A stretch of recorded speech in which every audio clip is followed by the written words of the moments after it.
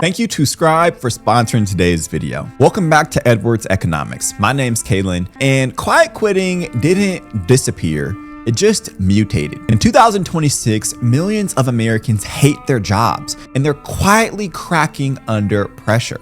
Today, we're gonna unpack what actually changed and why the office feels more like a cage than a calling. People are going to realize that our jobs are literally made up and unnecessary. The vast majority of jobs want you to stay there like 8 to 9 hours a day, when scientifically speaking, this has been proven that our brains function in 90 to 120 minute intervals. We are not designed to sit at a desk for 8 to 9 hours a day, and anybody who tries to argue with that is mentally ill. Like, seriously indoctrinated by an education system that has made you believe that it's normal to show up somewhere 8 to 9 hours a day, because that's really what school is about. It's about to program you into the routine of being somewhere for that long. But we're not meant to work more than 3 to 4 hours a day. Our brains don't work that way. And the issue with corporate culture is that they value attendance more than they value performance. And people who argue with the remote work thing, yes, of course, there are going to be people who abuse remote work. But those people were abusing work anyways. Nobody is showing up to work working 8 hours a day. That's just fucking impossible. Humans' brains are not meant for that. After that 90 to 120 minute interval, your brain needs like 15 to 20 minutes of rest. The vast majority of people who are working knowledge jobs 8 hours, 9 hours a day are spending a good portion of their time pretending to work. Which is why many companies are moving over to 4-day work weeks, because it makes more sense. When you allow your employees to have a life and to prioritize their life, they actually show up and perform better at work. One of the biggest reasons that people feel burnt out at work isn't because they're lazy or unmotivated. It's inefficiency. People end up reinventing the wheel, guessing how things are done, or sitting through meetings that exist only because nobody ever documented the process. And that's a problem that today's sponsor, Scribe, solves. Scribe is a workflow AI tool that captures what you're already doing on your computer and automatically turns it into a step-by-step guide. You don't even have to stop and write documentation. You just do the process once, and Scribe records all your clicks and keystrokes and builds a clean, shareable guide with screenshots and clear steps. I recently started using Scribe to document my repeat workflows, and it's honestly been a game changer. Things like graphic design, video editing, and other admin tasks that I sometimes delegate are now much more seamless. Now, instead of explaining the same thing over and over, I can just share a guide and move on. It saves me tons of time by preventing unnecessary back and forth, which is one of my #1 pet peeves. Creating documentation this way is easily 15 times faster than manually pasting screenshots into a document. You can also customize everything. Hide sensitive information, add headings, adjust branding, and make it look exactly how you want it to. And once the guide is done, you can share it however you work best. You can send a link, download a PDF, or embed it wherever your team already operates. And if the process ever changes, the guide automatically updates for everyone who has access. There's no confusion and no resending files. If you want to take back your time and skip the busy work, try Scribe for free. Go to scribe.how/economics or click the link in the description to get started. Over 5 million people already use Scribe to work smarter and move faster. So don't wait and try it out today. I just got off work and I saw a video of an older gentleman talking about quiet quitting and how, like, our generation is just lazy and we don't want to work for anything, and how we're never going to be able to go get the brand new house or the new car because we're not putting in the extra work. Most of the videos and most of the takes that I've seen are very polarizing. It's one, just the older generation saying that the youth is lazy and whatever, and the younger generation saying that, like, you don't see the hard work that we're putting in. I think there's validity in both. And I think what older generations are having a really hard time conceptualizing is that I work a minimum wage tips job position, and if I were to ask any of my coworkers that are around my age when they're going to buy their first home, they're going to laugh at me. They're going to laugh because they don't know if they're going to be able to pay rent next month. One of the main talking points that my generation uses is, well, it was a lot cheaper to buy a house back in the day, and you could work a minimum wage job and put in the extra hours and actually buy a home. I think that's the biggest point that's going over a lot of people's heads that are complaining about quiet quitting and that this generation doesn't want to work. The reality is, many of us that are in my age or a little older or a little younger, They just don't feel like it's worth it. They just don't feel like it's worth it.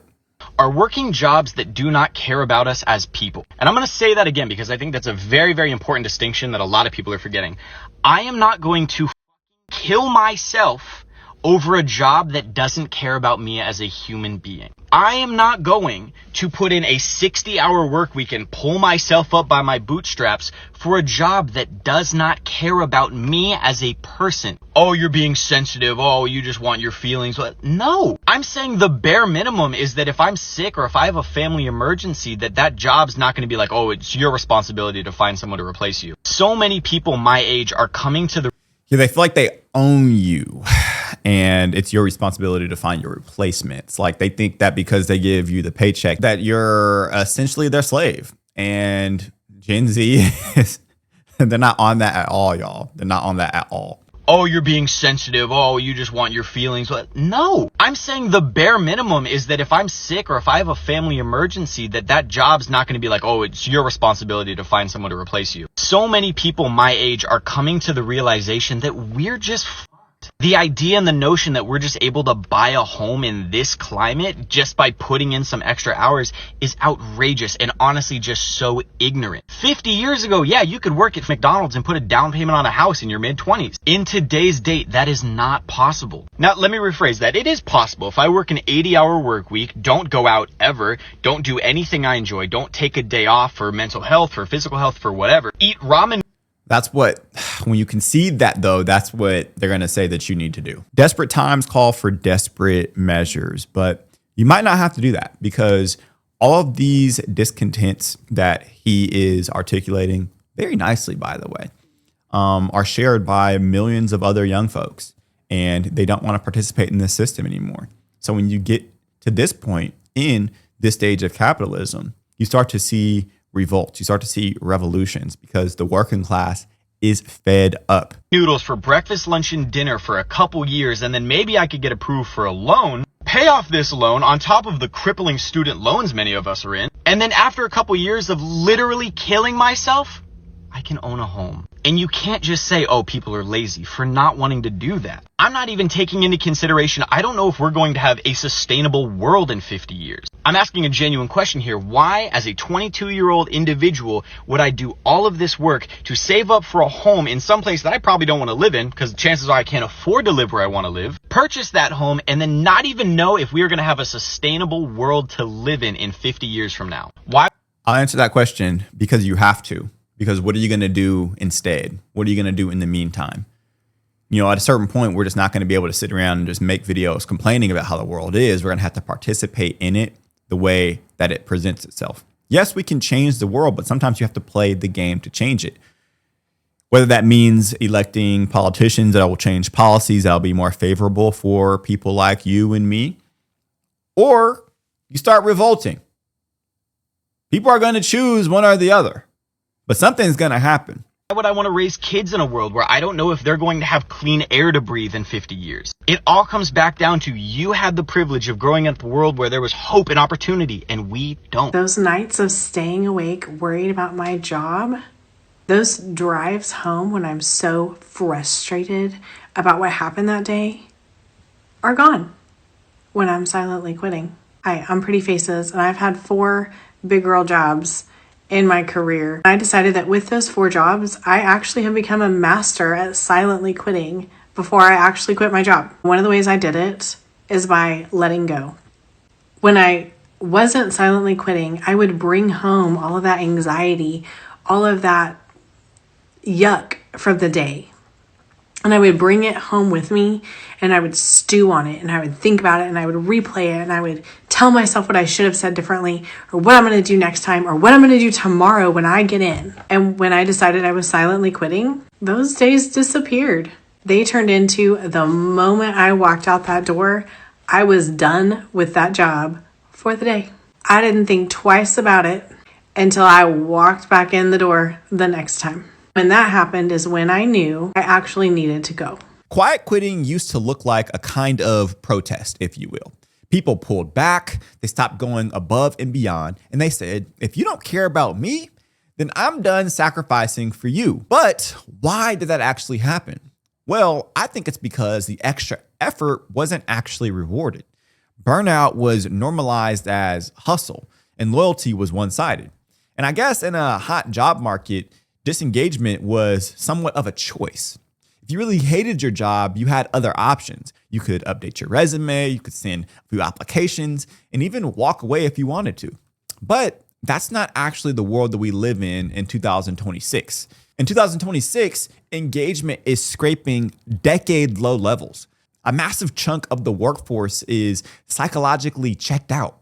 Layoffs, restructuring, and AI will replace you headlines are everywhere. So people don't quit anymore, but they kind of cling. Analysts call this job hugging or quiet cracking. And the characteristics of this are staying in a job that you dislike because you're scared of what's outside. You don't want to re-enter the workforce necessarily in terms of job hunting because you don't think that there's anything out there. So you work anxiously, not meaningfully. Don't be an overachiever at work. I'm telling you, you're just going to get burnt out. You're going to be overwhelmed. And to be honest, with all that extra hard work, you're probably not going to get a raise or promotion anyway. You really need to just do less in one day. Like, you have to prioritize the important tasks and totally eliminate the minuscule tasks that you're doing that don't even move the needle. The smartest coworker I know, she told me she actually stopped taking notes in meetings entirely. She just records them and moves on with her day. Honestly, just stop doing more than you're paid to do because no one's rewarding you for it anyway.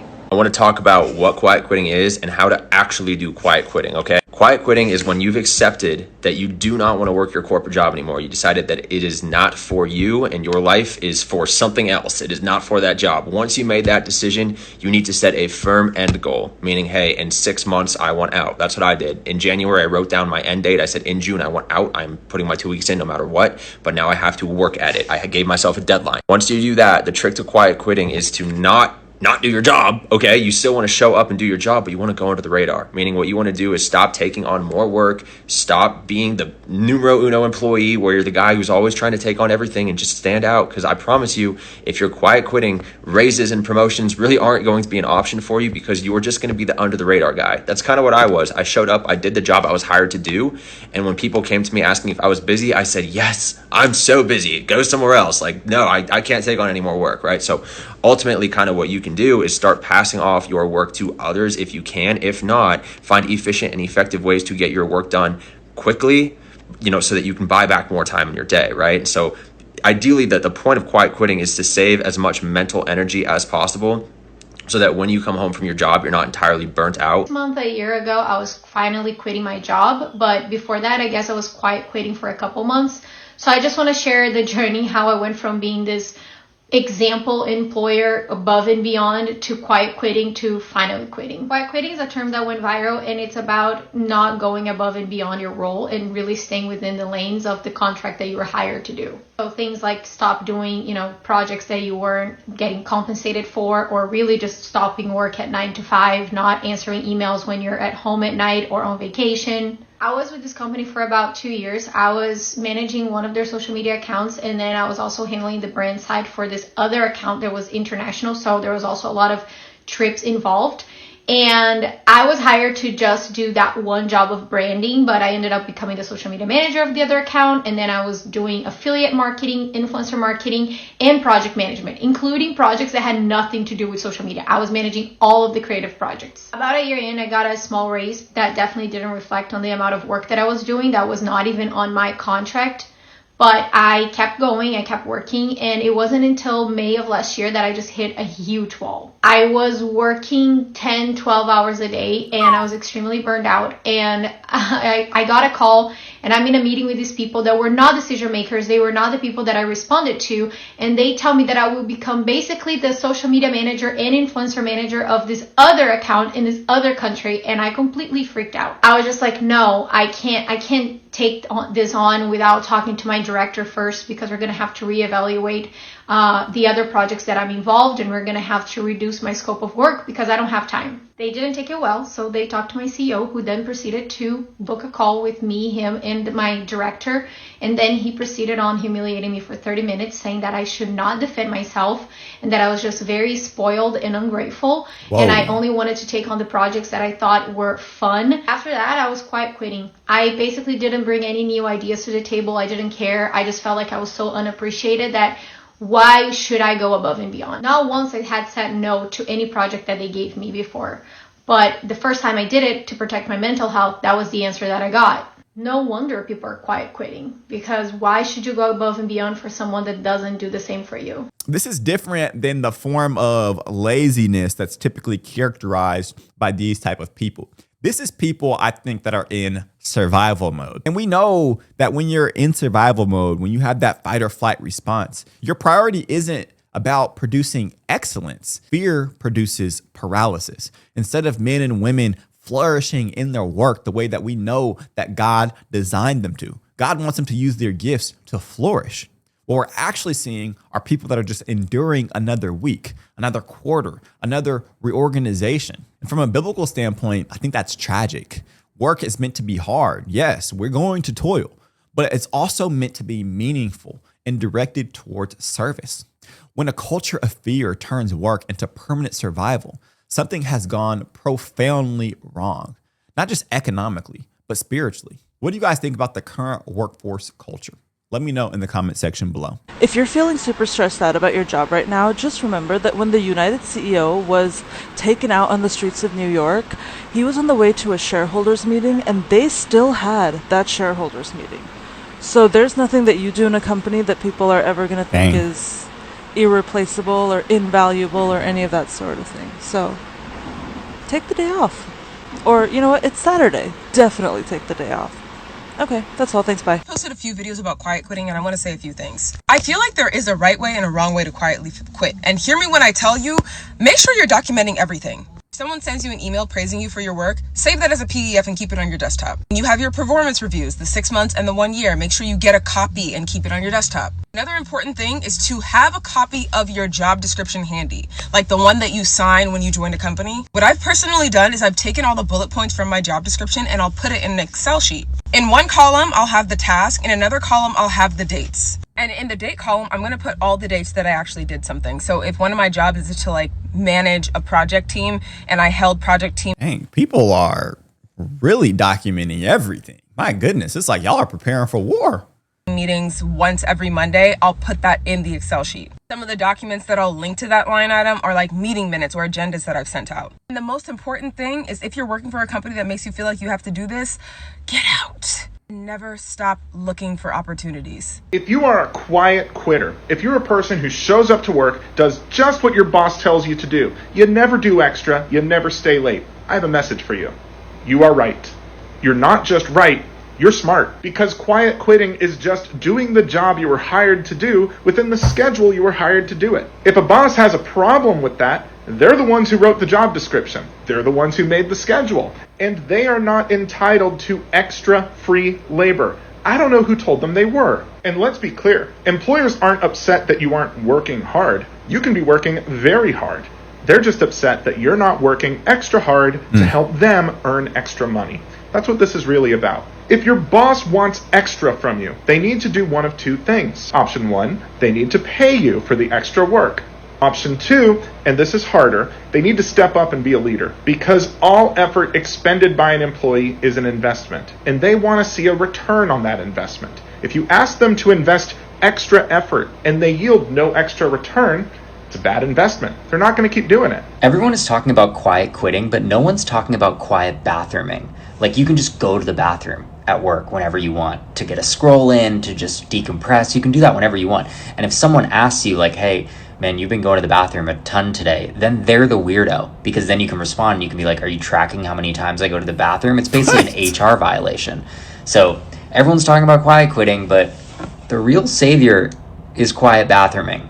Quiet quitting does not benefit you at all. I'm seeing all these people thinking that quiet quitting benefits them and not the company. That's not true, because when you become apathetic, not only do you hate your job more, but you create a reputation amongst your colleagues and amongst the people that you work with. And I know a lot of people aren't going to like to hear this, but if you have career goals to do more than what you're doing now, whatever that might be. I don't care if you're a VP today or if you're entry level. I don't care what you're doing. But if you are someone with goals that wants to do things, whatever it might be that you think is cool, but you don't have the experience or the qualifications to do now, what's going to get you there is going to be the network that you build at your current jobs. If your job is so bad and the people are so bad that you can't find a network there, and that literally if every single person there thought that you sucked and didn't care about your work and are not a great person to work with, that doesn't matter to you at all, then you need to find a new job immediately, because you're wasting your time and you're making it less and less likely that you're going to get to where you want to go.